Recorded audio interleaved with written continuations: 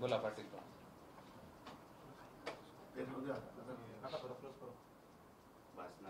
मराठा बांधवांना एक विनंती आहे की सगळ्या माझी तब्येत एकदम आता व्यवस्थित आहे. ते नेट काल गेल्यामुळं काही मध्ये बांधवात गैरसमज झाला होता की काय नेलं आहे की काय अटक केली का काय, तसं काय नाही आहे. फक्त एकच तब्येत बरी आहे, मी आता व्यवस्थित होतो आहे. पुन्हा तुमच्या भेटीला प्रत्यक्ष मी येणार आहे. आंदोलन मात्र आपण सगळे पहिल्यासारखे शांततेत करायचे. सगळ्या साखळी उपोषण आणि धरणे आंदोलन आपण आपल्या गावात करायचे. उपोषण आमरण कोणाचे सुरू असतील तर त्या बांधवांनी ते आता स्थगित करावेत आणि त्याचं रूपांतर धरणे आंदोलन किंवा साखळी उपोषणात सगळ्यांनी करावं. तुम्ही जे पुढचे आंदोलन करणार होतात आंतरवलीमध्ये, सरकारच्या प्रतिकृत्या ठेवणार होतात, त्याचे पुढचे आंदोलन होती, त्याचं काय तुम्ही ठरवलंय? नाही, आता त्यांचं अधिवेशन आहे ना, त्यांचं अधिवेशन आहे, त्यामुळं ते येणार नाहीत. तर आम्ही कशाला विनाकारण त्यांच्या नावानं म्हणजे स्टंट फंट नाही करता येत ना मला, कशाला ठेवायचं त्यांच्या नावानं. त्यावेळेस बघूयात पुढं. आता आंतरवाली तिथून सुट्टी होऊन गेल्याच्या नंतर पुढचे आंदोलनाचं नियोजन ठरवूयात. मुख्यमंत्र्यांची काल क्लिप व्हायरल होती आहे नाना पटोलेंसोबत बोलण्यासाठी, मर्यादेच्या बाहेर गेले की आपण कार्यक्रम करत असतो. त्यात कुणाला म्हणलेत काय, आम्हाला म्हणलेत का कोणाला म्हणलेत, त्यांचं त्यांना माहीत. मर्यादेच्या बाहेर म्हणजे आमचं नाव घेऊन बोलले असली तर मग ठीक आहे, बघूयात. मी एकदा ऐकून घेतो होती, पण आता ते जर दुसऱ्याला म्हणले असले तर आम्ही कशाला अंगावर वाढावं. पण लिमिट तुटल्यावर आम्ही सुद्धा बरोबर करतो, हे सुद्धा खरं आहे. तुम्ही जे परवा वक्तव्य केलेले होते त्यावर अजूनही ठाम आहेत का, जे फडणवीस यांच्याबद्दल तुम्ही जे वक्तव्य केले? बाबा का राहणार नाही, मी जाती कुणी, जे व्हायचं असेल ते होईल माझं, मी जाती कुणी राहणार. कारण जातीवर जो अन्याय झाला त्याच्या विरोधात मी बोलणार म्हणजे बोलणार, एक तसं भर बी हलणार. जे व्हायचं असेल ते होईल म्हणतो ना, त्यांच्या हातात यंत्रणा आहे, त्यांना जे करायचं ते करतील. मी माझ्या मतावर ठाम आहे. म्हणजे काय वाईट केलं काय, मी काय बॉम्ब स्फोट करीन म्हणलो काय कुठं. मी माझ्या मतावर, त्यांनी सांगितलं होतं माझ्या पोलिसाला मारलं, पहिला अंतर्गत हल्ला झाला तेव्हा, नंतर बदलले आणि म्हणले चुकलं माझ्याकडून, माफी मागतो आणि गुन्हे मागं घेतो. नाही घेतले आत्तापर्यंत. एवढा खुनशीपणा असतो का? मग परवा आम्हाला मान्य न्यायालयाने 13 तारीख दिली होती मार्च, एका रात्री त्या ॲडव्होकेट जनरल पाठवून तुम्ही बदलून घेता आणि तुमच्या मनमानी करता. तिसरी गोष्ट, मान्य न्यायालयाने सांगितलं शांततेत रास्ता रोको करा, आम्ही शांततेत केलं, कुठंच काय झालं नाही. दुसऱ्या दिवशी गुन्हे का दाखल केली? सगळे SP आणि PI कसं काय गृहमंत्रालयाने सांगितलं गुन्हे दाखल करायचे? ही कोणची शाळा आहे तुमची? ही कोणची शाळा आहे तुमची? सगळ्या सोयऱ्यांची अधिसूचना तुम्ही काढली आणि तुम्ही देत नाहीत. तुम्ही कसं काय अंमलबजावणी करत नाही? काय चुकीचं केलं मी? आणि त्यांनी बंदुके टाकायच्या स्वतःच्या अकाउंटवर, बंदूक घेतलेला फोटो टाकायचा. ही मराठीविषयी एवढा खुनशीपणा एका गृहमंत्र्याला शोभतं का? मग हे एवढा खुनशीपणा असतो का? तुमची कुडल्ली असेल ती दुसरी, पण त्याच वेळेला टाकणं म्हणजे त्याचा अर्थ काय होतो? मराठ्यांविषयी एवढा खुनशीपणा तुमच्या मनात, हे चांगलं नाही ना. राज्य चालवायचं, जनता तुमची, ठीक आहे. आम्ही जनता म्हणून एखादी चूक झाली असं, याचा अर्थ चालक आहेत तुम्ही, मालक आहेत, मायबाप आहेत तुम्ही सरकार म्हणून. एवढा खुनशीपणा. मराठवाड्यामध्ये प्रशासन आता जे आपल्या आंदोलनावर मराठा समाजाने जे आंदोलन पुकारलेलं आहे त्याच्यामध्ये जे काही नुकसान झालेलं आहे किंवा जे गुन्हे दाखल झालेले आहेत याचं संकलन करायला मराठवाड्यामध्ये सुरुवात झाली आहे. करणारच आहेत ना मराठ्याच्या विरोधात. देवेंद्र फडणवीस साहेब हे मराठ्यांच्या विरोधात काम करणारच. ते जवळ असं करणार तवर आम्ही त्यांना असंच म्हणणार. आता पण म्हणलोत का, 6 महिन्यात देवेंद्र फडणवीस साहेबांवर कामी केलेला आरोप दाखवा. त्यांनी चुकीचं केलं, आम्ही बोललो, आम्हाला माहीत होतं हे पुढं असं करणार आहेत. आंतरवालीचे गुन्हे जाणून बुजून ठेवलेत आणि महाराष्ट्रातले सुद्धा, हे आम्हाला माहीत होतं. शेवटी याचा कुठं ना कुठं तरी गौप्यस्फोट होणं गरजेचं होतं आणि ते त्या दिवशी झाला. इथून पुढचे ते गुन्हे दाखल करणार हे आम्हाला माहिती आहे. काय होईल? जाऊ मान्य न्यायालयात, न्यायालय आम्हाला न्याय देईल, जाऊ तिथं संचारबंदी लावायला काय कापाकापी झाली का काल? कस का लावली तुम्ही? काही दंगलग्रस्त परिस्थिती आहे का तिथं? काही पाकिस्तानचे आमच्याकडे काही सापडलेत का दहशतवादी तिथं? संचारबंदी कस काय लावली तुम्ही एका रात्रीत? सकाळी आम्ही उठून बघतो तर 8 वाजता संचारबंदी लावली. हे अन्याय नाही का मराठा? आणि संकलन करून काय करणार तुम्ही? कोर्टात दाखल करणार. आम्ही केलंच नाही ते. मान्य न्यायालय आम्हाला न्याय देईन. मराठ्यांनी घाबरायची गरज नाही. न्यायालयात जाऊ आपण. न्यायालय आपल्याला न्याय देईल. कोणी घाबरण्याची गरज नाही. करू दे त्याला काय गुन्हे दाखल करायचे. मराठ्यांविषयी एवढा खुनशीपणा हे चांगलं आहे का? मोदी साहेबांसाठी पण चांगलं आहे की हे? राज्य चालवायला निघाले. काहीतरी मर्यादा असतात का नाहीत? तुम्ही मर्यादेची लिमिट तोडली म्हणून आम्हाला हे पावलं उचलायला लागले आणि आमचे शांततेतच पावलं आहेत. आणखीन एक बी वाईट पाऊल नाही. सांगतो याच्या पुढचं बी तुम्हाला. काल गृहमंत्र्यांची जबाबदारी होती लोक थांबवणं, शांत करणं, गोडी गुलाबीनं मार्ग काढणं. पोलीस आडवे लावले. काल काय झालं असतं सांगू तुम्हाला? त्या दिवशी रात्री 5,000 महिला होत्या आमच्यासोबत. 20-25 हजार लोक होते. आपलं सगळ्या मीडियाचा बांधव तिथं साक्षीदार आहे. माणुसकी म्हणून तुम्ही साक्षीदार म्हणून आहेत तिथं. पत्रकार म्हणून तुम्ही भूमिका बजावणार त्याबद्दल आमचं काही दुमत नाही. त्या दिवशी जर आम्ही पुढं सरकारला असतो तर महिलाला मारला असतं, सगळ्याला मारलं असतं. काय झालं असतं माहिती? पुरं राज्य बेचिराग झालं असतं. पुरं राज्य वाचवलं बेचिराग होण्यापासून. गृहमंत्री म्हणून आपल्याला थोडी तरी काहीतरी पाहिजे. जर तिथं तुम्ही हाणमार केली असती पोलिसांकडून तर पुऱ्या राज्यातला मराठा पेटून उठला असता. आम्ही शहाणपणाची भूमिका घेतली राज्यासाठी आणि गोरगरिबावर गुन्हे दाखल होऊ नये म्हणून आम्ही शहाणपणाची भूमिका घेतली. उलट तुम्ही स्वागत करायला पाहिजे. तर तुम्ही मराठ्यांचे आमदार उठिलेत. वाह, बैठक घेतली काल त्यांची. आपण मराठा समाजाच्या बाजूने म्हणून दाखवा. हे मराठा समाजाच्या बाजूने तुम्ही 10% आरक्षण दिलं. माझ्यावर बळच लादायला लागले तुम्ही. काय चूक केली मी त्याशी बोललेलो? माझ्यावर लादायचं माझ्यासमोर. गेले लोक कोर्टात. आता त्या 10% आरक्षणाच्या विरोधात लोकांनी याचिका दाखल केल्या आणि ते उडवलं तर माझ्या लोकांनी फाश्या घ्यायच्या पुन्हा. तुम्हाला आणखी विनंती आहे माझी. तुमच्या हातातून वेळ गेली नाही. तुम्ही रोष अंगावर घेऊ नका. गुन्हे दाखल करून काय करणार तुम्ही? तुम्ही नाही जिंकणार. मी चॅलेंजने सांगतो आज हॉस्पिटलमधून तुम्हाला. तुम्ही नाही जिंकणार. न्यायालय आम्हाला न्याय देणार. आम्ही न्यायालयात जाऊ मराठी सगळे. तुम्हाला काय गुन्हे दाखल करायचे करा. मराठ्यांना जामीन करून घ्या. आपल्याला न्यायालय न्याय देईल. तुम्ही जिंकणार ते नाही जिंकणार. हरणार तुम्ही. तुम्हाला ही पठ्ठ हरविणार. मराठ्याच्या विरोधात तुम्हाला जिंकूच देणार नाही. नसता मग तुम्ही मराठ्याला न्याय द्या. माझं काहीच भांडण नाही तुमच्याशी. ना शिंदे साहेबाशी आहे ना फडणवीस साहेबाशी. तुम्ही आमच्या अधिसूचनेची अंमलबजावणी करा. गुन्हे मागं घेऊ म्हणले होते घ्या. हैदराबादचे गॅजेट घेऊ म्हणले होते ते पण घ्या. तुम्ही देवदेवतांच्या सगळ्या पुरावे घेऊ म्हणले होते ते घ्या. त्याच्यात GR काढले तुम्ही. त्याच्यात GR काढले ते घ्या. बॉम्बे गव्हर्नमेंटचं गॅजेट घ्या. सातारा संस्थांचं घ्या. हे घेऊ म्हणलेलं आहे तुम्ही. 6 महिने झाले हो तुम्ही घ्यायनात. काय चुकीचं केलं मी?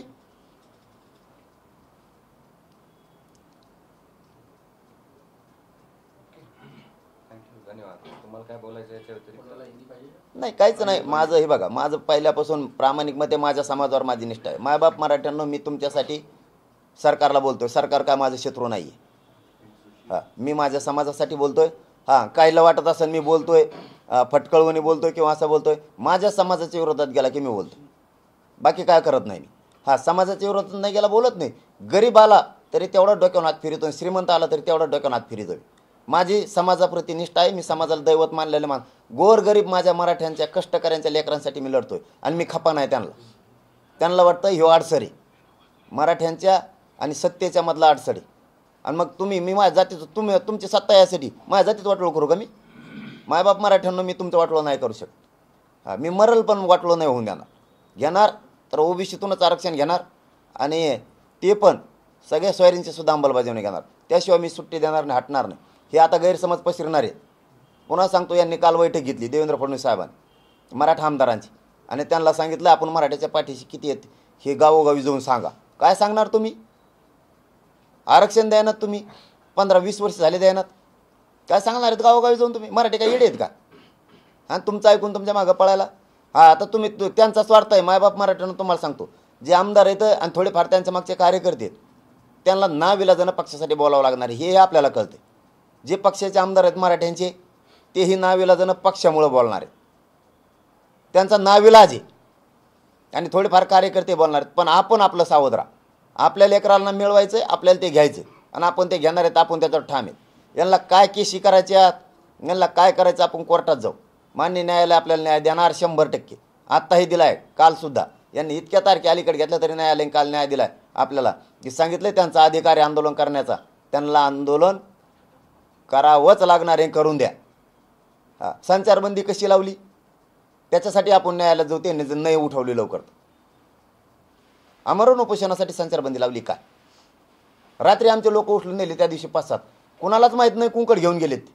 हे देवेंद्र फडणवीसचं काम आहे का? काय चुकीचं बोललो आम्ही? आमचे 7 लोक रात्री उचलून नेले, कुठेच मिळलं नाही. कन्नडला नेले, आंबडला नेले, आंबडून पैठणला नेले, पैठणून सिल्लोडला नेले, सिल्लोडून जालन्यात नेले, जालन्यातून संभाजीनगर आणले. का बरं? आणि नंतर आम्हाला तपास लागला त्यांचा दुपारी 3 वाजता की ते सिल्लोडला आहेत. आंदोलक आंतरवलीकडचे नेले सिल्लोडला. अरे काय राज्य चालवता? तुम्हाला शेवटची विनंती, तुम्हाला आणखीन संधी गेलेली नाही, मराठ्यांचा रोष अंगावर घेऊन आला. आणि आपले जे आंदोलन आहेत ना मराठा मायबापांनो, इथून पुढचे ठरलेले सगळ्या आंदोलनाचं रूपांतर साखळी आणि आमरण उपोषणात करा. 3 तारखेच्या सहित थांबवा. मी तुमच्याकडे यायला लागलोय, आपण चर्चा करून ठरवू काय करायचं. 3 तारखेचा रस्ता रोको थांबवा, मी यायलोय तुमच्याकडे, ठरवू आपण काय करायचं. त्याचं रूपांतर सगळ्यांचं साखळी उपोषणात आणि धरणे आंदोलनात करा, शांततेत. काय करायचं ना ठरवू. बघू शेवटी जनता मालक हे का सरकार मालक. करू द्यायला काय केशी करायची, एकाने हपकायचं नाही. मराठ्यांच्या सगळ्या वकील बांधवांना माझी विनंती, आणि इतर जाती धर्मातल्याही मराठा बांधवांच्या सगळ्या वकील बांधवांना विनंती, ज्यांच्यावर गुन्हे दाखल झालेत त्यांच्या पाठीशी उभा राहा. आमच्याजवळ काही नाही आहे देण्यासाठी, तुमचं परिश्रम आमच्यासाठी उभा करा. आणि सगळ्यांनी जिथं जिथं केस झाल्यात त्यांच्या जामीन वकील बांधवांनी टाकून घ्या. आणि मराठ्यांच्याही ज्या ज्या पोरावर केस झाल्यात त्यांनी वकील बांधवाकडे जा, ते तुमच्या मोफत लढतील. मी विनंती करतो त्यांना की मोफत लढा, हात जोडून विनंती करून सांगतो. आणि आपण जामीन करून घ्या, न्यायालय आपल्याला नंतर न्याय देईल. बघू, आपण केलेलंच नाही आहे ते. देवेंद्र फडणवीस साहेब मुद्दाम करायले, करू द्या. बघू आता पुढं काय काय होतंय ते. फक्त तुम्ही शांततेत राहा, मी यायलोय समाजाकडे. धन्यवाद. गेल्या वेळेस जसं 6 टप्पे तुम्ही ठरवले होते, तशी यावेळेस आंदोलनाची पुढची दिशा काय असणार? तीच समाजात चाललोय. माझ्याकडे संचारबंदी लावली ना येण्यासाठी समाजाला, मी तिकडे चाललो. तुम्ही नाही रोखू शकत हो. घटनेनं आम्हाला मूलभूत अधिकार दिलेला आहे. प्रत्येकाला व्यक्ती स्वातंत्र्य आहे, आंदोलन करण्याचा अधिकार आहे. तुम्ही करू देत नाहीत म्हणजे हुकुमशाही.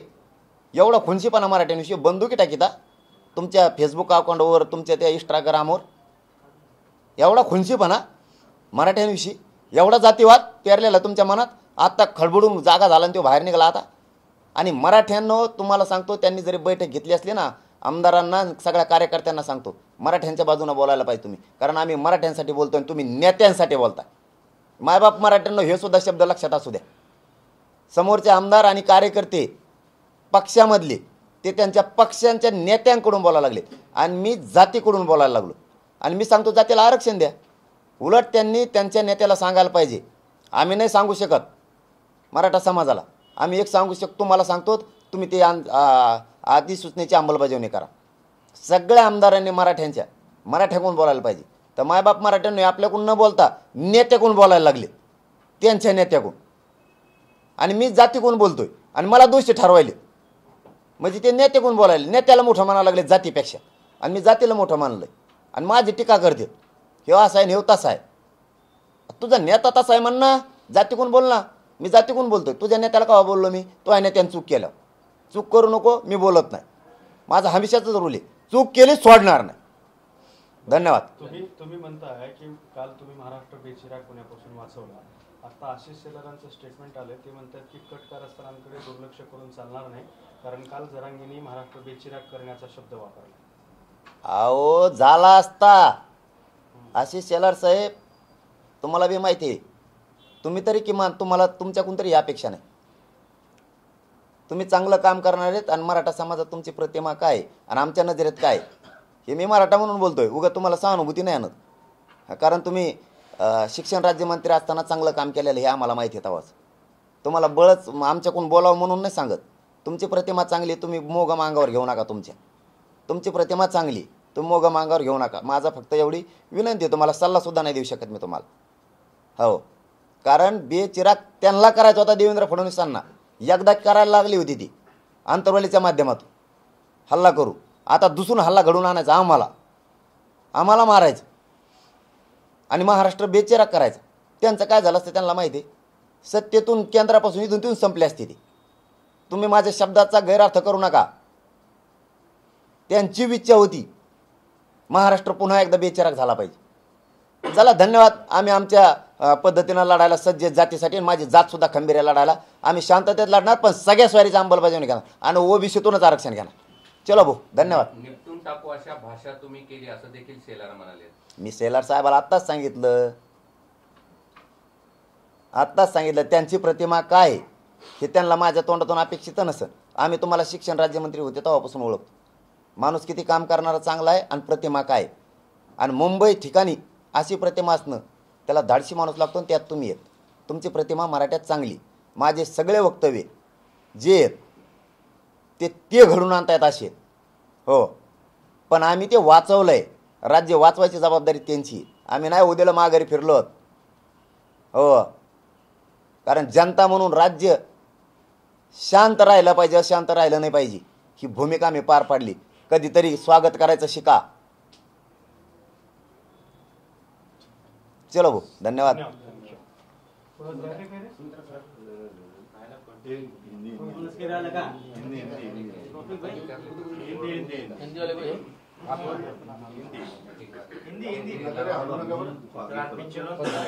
से प्रॉब्लम आ रहा है भाई, थोड़ा सा बूम आ रहा है. आप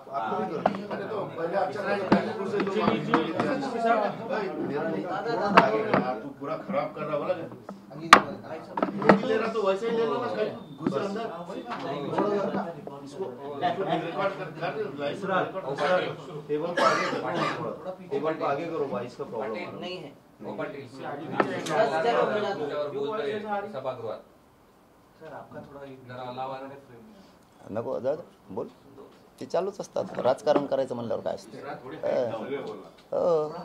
आता मी मराठा समाजाचं काम करतोय म्हणल्यावर गोरगरिबाला मोठं करायला लागलोय तर बोलणारच ना दादा, जळणारच ना. बाकीचं असं कसं जळणारच ना, असं काय खरं आहे का नाही. काय गरज हा बाग दादा, तुम्हाला मी काय म्हणलो की हे होणारच आहे. आता पक्षाचे नेते मोठे मानायचे म्हणलं, मी जात मोठी मानली माझी. गोरगरीब मराठी कष्टकरी मी मोठे मानले. आलं लक्षात. हे बोलणारच ना, असं काय करणार. कारण आता त्यांना त्या पक्षाचे तिकीट घ्यायची असतील, काही असेल त्यांचं वैयक्तिक असं मला नाही माहीत. मी ते आरोप नाही करू शकत. त्यांचं काही असेल त्यांना आता पक्षाचा नेता मोठा मानायचा म्हणल्यावर, जात जर मोठी मानायचं नाही म्हणल्यावर ते बोलणारच ना दादा त्यांच्याकडून. असं काय करतो. त्यामुळे मला काय त्यांच्याकडे लक्ष द्यायची गरज नाही. मी कामातून उत्तर देणार आहे आता. हो, मी आरक्षण मिळून देणार आहे आता. मनोज जी, हिंदी में आपसे जानना चाहेंगे कि आगे मराठा आंदोलन के आगे की जो पूरी रणनीति है वो कैसे होगी. अब मराठा आंदोलन का स्टेटस आज महाराष्ट्र में क्या है. आंदोलन चालू आहे महाराष्ट्रामध्ये, शांततेत चालू आहे. सगळेजण आपण आपल्या गावात कणाकण आंदोलन करते शांततेत. काही टेन्शन घ्यायचं काम नाही हे राया, त्यामुळे काही लोड नाही. जेवढे होते आंदोलन आम्ही पुकारलेवाले व शांततेत बोले, शांततेत करो. धरणे आंदोलन आहो साखळी उपर सगळे ठेपे को बसे पुरे के पुरे कर रहे. आता शांततेत साखलीन वो दुसरा काय धरणे आंदोलन को बसले सब. आता पुढचे जे आहे रास्ता रोको हो वो थांबो बोले हम उनको थांबे हो. त्याचे रूपांतर साखळी में और धरने में करे लोग. आता मैं चाललो ना तिकडं, हे मेरे की तरफ लोक नाही आण देते. बीच में पोलीस उभा करते आणि थांबो म्हणते. लोकांना रस्तेच नाही सापडते. कुंकड आणण्या का चौकून उभा राहते हे पोलिस सगळे. हे देवेंद्र फडणवीस बोलले उभा राहो चौकून. ते चौकून उभा राहिले, पाटावर उभा राहते, उसमें उभा राहते, सरके में उभा राहते. मग लोकांकडून आतेच नाही. मग आम्हीच तिकडे चाललो आता. क्या मामला हुआ आपके साथ परसों रात में? आपके कुछ लोगों को गायब कर दिया गया और आपका सीधा देवेंद्र फडणवीस पे क्या आरोप? तेच ना, रातचीच पोलिसांनी गोड बोलून म्हणले पाटील को बोलने को जाने का, आणि म्हणले साहेबने बोलाय तुमको. त्यांना वाटलं बरं झालं, उनको मोठे पण वाटला त्यांना बोलले. ते म्हणले DSPने बोलल्याने जरांगे पाटील को समजून सांगण्या का. त्यांना वाटलं बरं झालं. ते झोपेतून उठके पाठच आली. आणि इकडे दामटेली ती इकडून जालना संभाजीनगर कोण इकडं त्यांचं मेळच लागणार आहे. कोंकड चाललेली ते मग आपले सांगत होते रात्री को सांगत ते म्हणते जंगल मी सोडतात का काका नो कोंकड काय मिळत लागून आणि बोल ना ते मग ते म्हणले ठासून त्यांना म्हणले खरं सांगा आम्हाला कुठं चालेल. ते म्हणले आम्हालाच माहीत नाही आमकोच माहीत नाही कोंकड चालेली असं ये. मग पडोरी साहेबांनी हे असं करायला नाही नको होणार ना. रास्ता रोको आंदोलन होने के बाद 400 से अधिक लोगों पर मामला दर्ज किया गया, जिसमें 2 FIR में आपका भी नाम लिखा है.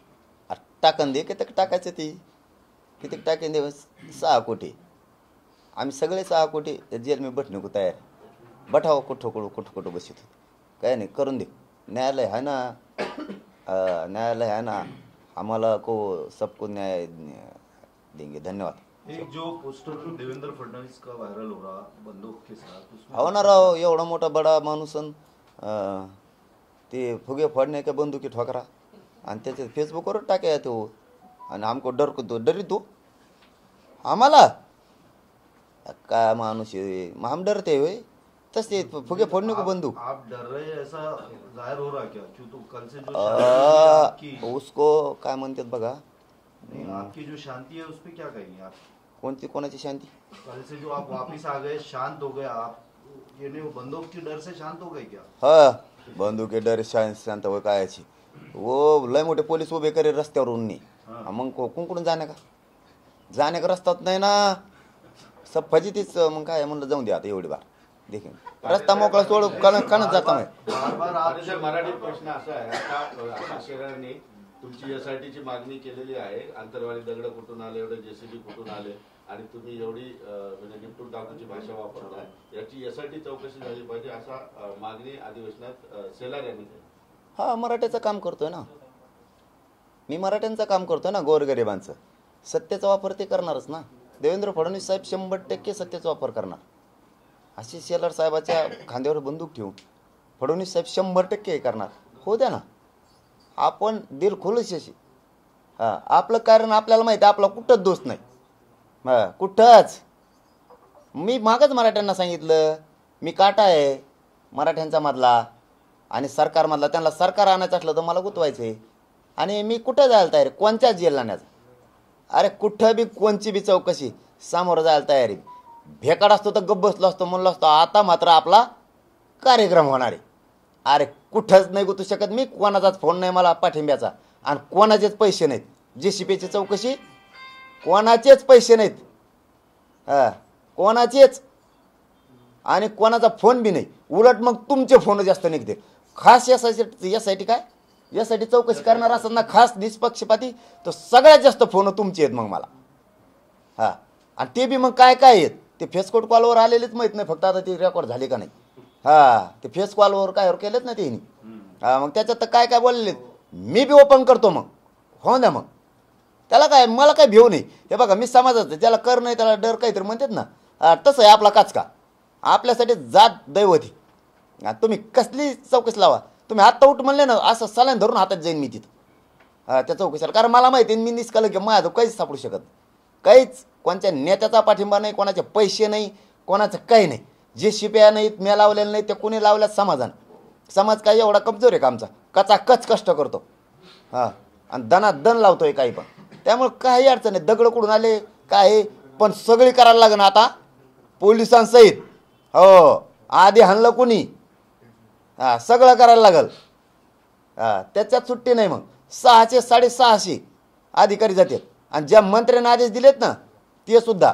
कारण त्याच्यात गिरीश महाजन साहेबांनी सुद्धा एकदा फोनवर सांगितलेलं आहे ती बी रेकॉर्डिंग बाहेर काढा. मग काय चुकीची माहिती दिली आम्हाला राव नाही ते झालंच नसतं.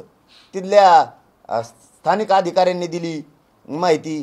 कारण त्या दिवशी स्वतः गिरीश महाजन साहेब येणार होते विमानानं स्पेशल. इकडून काहीतरी काडी लावली आम्ही निपटून घेतो असं काहीतरी गृह मंत्रालयाचे फोन येतं तुम्ही येऊ नका आम्ही व्यवस्थित करतो आणि ते बोललेले आहेत फोनवर म्हणून मी गेलो नाही. फोनवर बोललेले आहेत आम्हाला. शक्यतो आमचं ते रेकॉर्डिंग बी असत्या मग ते बघायचं सांगतो मी. मग हे लय लांब घुसणार तुमच्याकडंच आमच्याकडं नाही. कारण हल्ला होता नाही तुम्हाला माहीत होतं.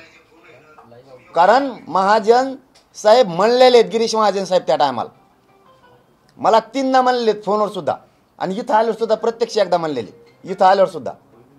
की ते चुकीचं झालं, काढा तुमच्या बाईट मागच्या. ते चुकीचं झालं तुमच्या मागच्या बाईट काढा, कारण ते तुम्ही एकदा काढले होता, कोणता तरी मंत्री बोलला होता तो. हां, आणि त्यावेळेस ते म्हणले होते की हे मी आलो असतो हे होतच नव्हतं.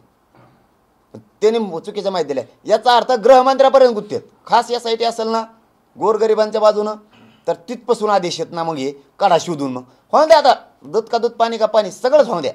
हां, पुरंच सगळंच राज्यातलं सगळं होऊन द्या आता एकदाच. आणि पोलीस बीमध्ये घाला, पोलीस बीमध्ये घाला सगळे. हो, बडतर्फ करून पुरे. चलो, धन्यवाद भाई. शेलार असं देखील म्हटले आहे की एक व्यक्ती म्हणजे समाज नाही, समाज आमच्या सोबत आहे, आम्ही समाजाच्या सोबत. ठीक आहे, त्या शब्दाबद्दल मी जास्त आक्रस ताळेपणा करणार. तो समाज ठरवी, ते समाज ठरवी. हां, चला, ओके, धन्यवाद. तो समाज ठरवी. मी तर समाजाच्या बाजून आहे कायम. मेलो बी मराठा बांधवांना जेलला बी टाकलं तुमच्याच बाजूनं, ओबीसीतूनच आरक्षण आणून दाखवेल. तुम्ही फक्त मायबाप म्हणून खंबीर उभा राहा, मी हटत नाही. पंतप्रधानांची सभा होऊ देणार नाही, त्यांची सभा उधळून लावू असा इशारा. अहो, ते मागचं झालं. कोण आहे हे देखील तपासा असं शेलार म्हणतात. तपासू दे ना. मी काय म्हणलो, देवेंद्र फडणवीस साहेब हे करणार, हे करणार. शेवटी काय असतं, जनता आहे. काही मिळवायचं म्हणलं ना, सरकार म्हणून मायबाप असतं, त्याला थोडंफार बोलतच असतं, त्याशिवाय मिळूच शकत नाही. आणि चला करा. आता तुम्ही चौकशात करायचं म्हणल्यावर काय, चलून द्या. तुम्ही मला मध्ये टाकणार आहेत, मला माहिती आहे. देवेंद्र फडणवीस साहेबाला खपत नाहीये. त्यांची बंदूक सांगती मराठ्यांविषयी किती खुनशेपणा आहे, किती जातीवाद आहे भरल्याला त्यांच्या नजरेत. मराठ्यांनी हे आता सावध होऊन ओळखा, सावध होऊन ओळखा. मी नाही हालत. बाकीचं धन्यवाद. चलो. बाळासाहेब थोरातांनी तुमची भूमिका घेत असं सरकारला सभागृहात प्रश्न विचारले आहेत की मुख्यमंत्र्यांनी गुलाल उधळला होता, मग आता काय झालं? तुम्ही मिठी मारली होती, मग आता काय झालं? दादासाहेब, पद्धतीचा प्रश्न मुख्यमंत्र्याला बाळासाहेब थोरातांनी ती त्यांचा वैयक्तिक प्रश्न आहे. मी राजकारण करणार नाही. माझ्याकडून बोलले म्हणून त्यांचं गोड बोलणार. तुम्ही माझा आणखीन एकदा परत एकदा माणूस घेऊन शब्द बोलतो. तुम्ही नका बोलू, पण तरी मी बोलतोय. जो बोलला त्याला मॅस वाढेल, मग तो कोणत्या पक्षाचा असो. आरक्षणाच्या विरोधात बोलला की मी सोडत नाही, ही आपला रूल आहे. तुम्ही मागावी साष्ट पिंपळगावच्या वेळेस हे बघा. हां, मग जर ती आमच्या मागं असते हे मागं असते तर माणूस बोलत नसतो. शेवटी त्याला खाली मान घालावीच लागते. दादा, लई सोपं नसतं हे. आपण कोणी असू देऊ, आरक्षणाच्या विरोधात बोलला त्याला सोडीतच नाही. हां, आणि मराठ्यां बांधवांना, या पत्रकार बांधवाच्या माध्यमातून सांगतो, हे माझ्यावर षडयंत्र असणार आहेत. मी त्याशिवाय सांगितलं, हे काही करून गुतविणार आहेत. गुतू द्या, मी जेल भोगायला तयार आहे मराठ्यांसाठी. मी हटत नाही. फक्त मायबाप म्हणून ताईट माझ्या पाठीशी उभा राहा. तुमच्या लेकराला मोठं केल्याशिवाय म्हणून जरा हटत नाही. तुमचं लेकरू आहे. माझं कुटुंब, परिवार, मायबाप तुम्ही आहेत. मी माझं कुटुंबसुद्धा बाजूला सारलेलं आहे समाजासाठी. तुम्ही फक्त हटू नका. एकजूट कायम ठेवा. हे कसे जेलला टाकतात?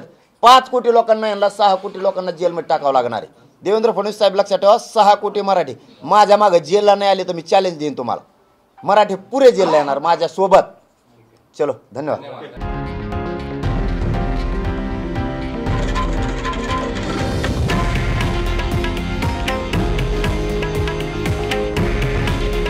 हे आहे देशातील नंबर 1 न्यूज नेटवर्क आणि आपण पाहत आहात TV9 मराठी.